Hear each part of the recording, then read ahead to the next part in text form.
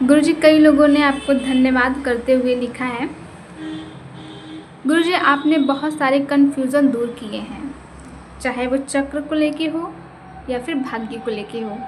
तो कईयों ने आपसे प्रश्न भी पूछा है कि गुरुजी, नर्क और स्वर्ग क्या है? माँ का गर्भ ही नर्क है और माँ की गोद स्वर्ग है।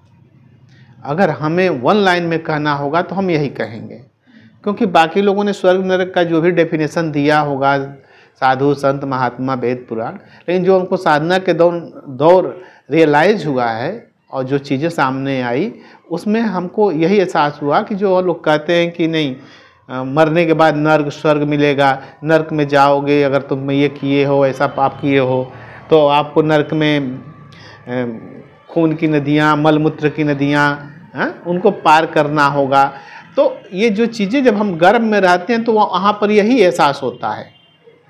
जो वहाँ पे जो भी चीज़ें हमको दिखाई देती है, खून ब्लड है, मवाद है, मलमूत्र है, वहीं पे हम उल्टे लटके हुए हैं, तो ये नर्क है।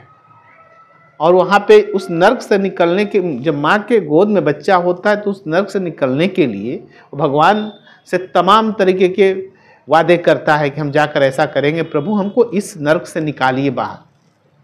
ठीक है, तो वो सबसे बड़ा नर्क है। और जब माँ अपने बच्चे को गोद में लेकर के और अपना आंचल डाल करके माथा ठोक ठोक करके उसे सुलाती है, तो माँ के गोद से बढ़कर के कोई स्वर्ग नहीं होता है।